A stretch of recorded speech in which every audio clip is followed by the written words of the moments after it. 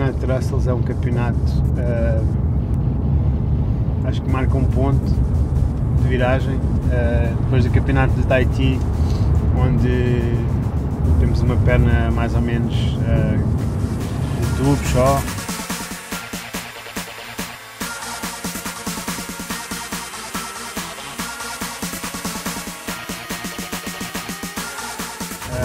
Vim do Tahiti com algumas mazelas, tenho tido muito pouco tempo.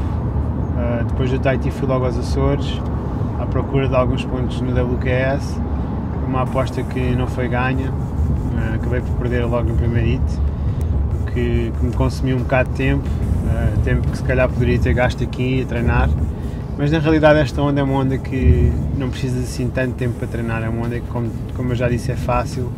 Se tu percebes que a tua prancha está a andar bem, que tu estás bem, que tudo está em sintonia, acho que não precisas assim de tanto treino.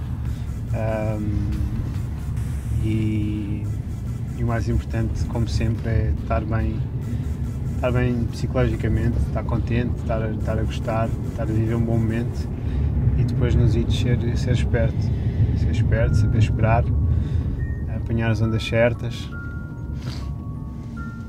Acho que é sempre a mesma história depois.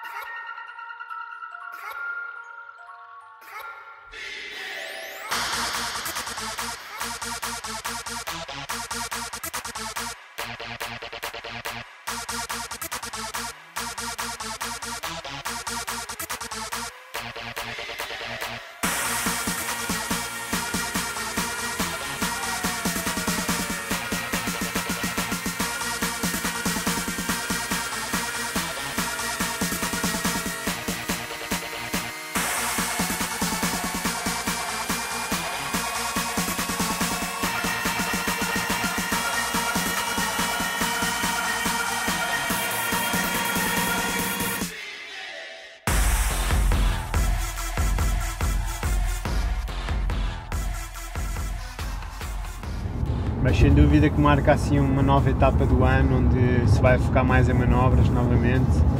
É claro que Portugal e França nunca sabem o que é que vai acontecer, mas quase sempre se decide em manobras.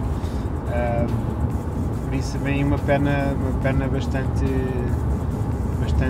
importante, que é este terceiro terço do ano.